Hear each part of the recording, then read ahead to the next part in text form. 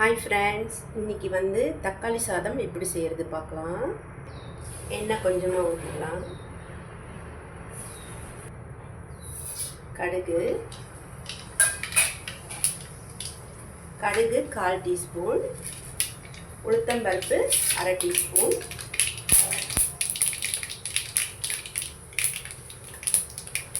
காஞ்ச மிளகா நான் போட்டிருக்கேன். காஞ்ச மிளகா நான் கொஞ்சமாக போட்டிருக்கேன், ஒன்று தான் போட்டிருக்கேன்.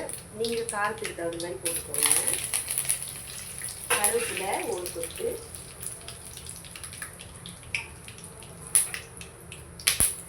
அப்புறம்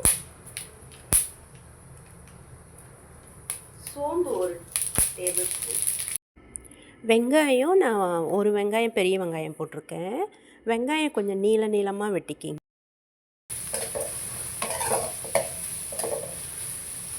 வெங்காயம் கொஞ்சம் நீளமாக வெட்டிக்கிட்டோமா நல்லாயிருக்கும். இப்போ வந்து மஞ்சத்தூள் 1/2 டீஸ்பூன், மிளகாய்த்தூள் நீங்கள் காரத்துக்கு தகுந்த மாதிரி போடுங்க. 1லேருந்து 1.5 டீஸ்பூன் போட்டுக்கலாம். கரம் மசாலா 1/2 டீஸ்பூன் போட்டு நல்லா வதக்கி விட்டுக்கலாம்.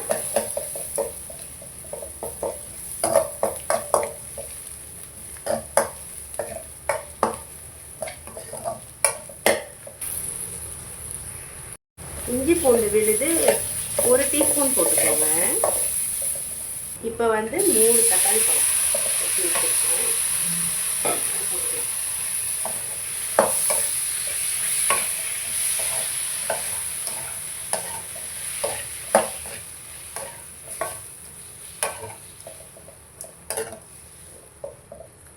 மூடி வச்சுக்குவோம்.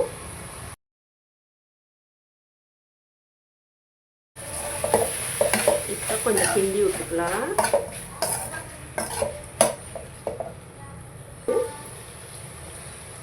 சாதத்துக்கும் சேர்த்தே போட்டுடலாம். ஏன்னா நான் சாதத்துக்கு வந்து உப்பு போடலை, அதனால சாதத்துக்கும் சேர்த்தே உப்பு போட்டுருக்கேன். தக்காளி பழத்தை இப்படி நல்லா மசிச்சு விட்டுக்கோங்க. இப்போ கொஞ்ச நேரம் மூடி வச்சிடலாம்.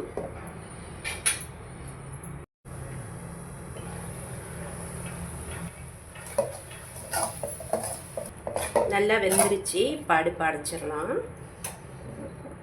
இப்போ சோறு போட்டுக்கலாம். சோறு போட்டு கிளற போகிறேன். நான் இது வந்து 2 பேர் சாப்பிட்ற மாதிரி, 2 பேர் 3 பேர் சாப்பிட்ற மாதிரி சாதம் போட்டிருக்கேன்.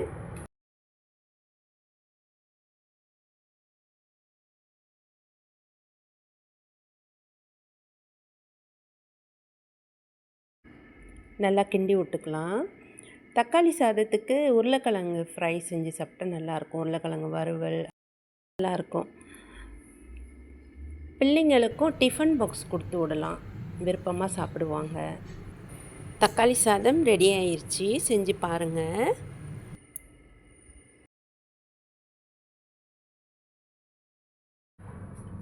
ஹாய் ஃப்ரெண்ட்ஸ், இப்போ வந்து நம்ம உருளைக்கிழங்கு வறுவல் எப்படி செய்கிறது பார்க்கலாம். தக்காளி சாதம் செஞ்சோன்னே அதுக்கு வந்து சைடிஷ்ஷாக உருளைக்கிழங்கு வறுவல் செஞ்சுக்கலாம். எப்படி செய்கிறது பார்க்கலாம். நான் வந்து உருளைக்கிழங்கு போட்டுக்கிறேன். உருளைக்கிழங்கு இந்த மாதிரி நீளமாக வெட்டிக்கோங்க. இதில் வந்து மஞ்சத்தூள் கொஞ்சமாக ஒரு பிஞ்ச் அளவு போட்டுக்கலாம். வரமிளகாத்தூள் நான் 1 டீஸ்பூன் போடுறேன். உங்களுக்கு காரத்துக்கு தகுந்த மாதிரி போட்டுக்கோங்க. இதிலே போட்டு கலந்துக்கலாம். ஏன்னா அப்புறமா நம்ம வதக்குறப்போ எல்லாத்தையும் படாது.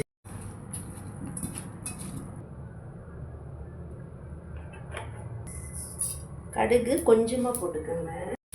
பெருஞ்சீரகம், சோம்பு வந்து ஒரு 1/2 டீஸ்பூன் போட்டுக்கலாம். நான் 1 டீஸ்பூன் எடுத்து வச்சுருக்கேன். 1/2 டீஸ்பூன் போட்டுக்கலாம். அப்புறமா 1/2 டீஸ்பூன் போட்டுக்கலாம். அப்போ தான் வாசமாக இருக்கும் இறக்குற டைம். இப்போ வந்து உருளைக்கிழங்கு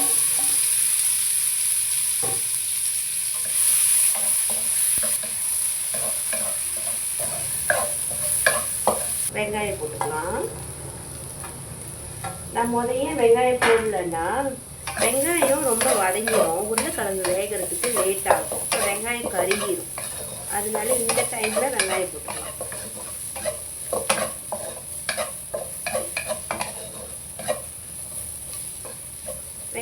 நான் ஒரு பாதி வெங்காயம் எடுத்து வச்சுருக்கேன்.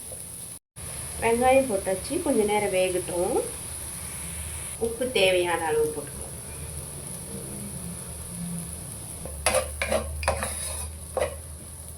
இப்போ வந்து கொஞ்சம் கருவேப்பிலை போட்டுட்டு அந்த நம்ம 1/2 டீஸ்பூன் வச்சுருந்தோன்னா அந்த சோம்பு கொஞ்சம் போட்டுக்கலாம்.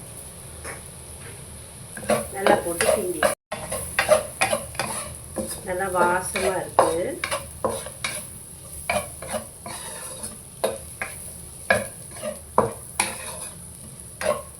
ஓகே, உருளைக்கிழங்கு வறுவல் ரெடி.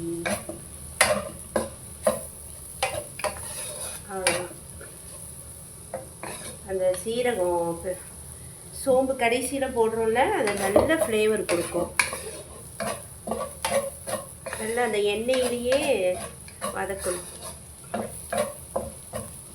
எண்ணெயிலே வெந்துடும் கிழங்கு. உருளைக்கிழங்கு வறுவல் ரெடி ஆயிடுச்சு. இது செஞ்சு பாருங்கள்.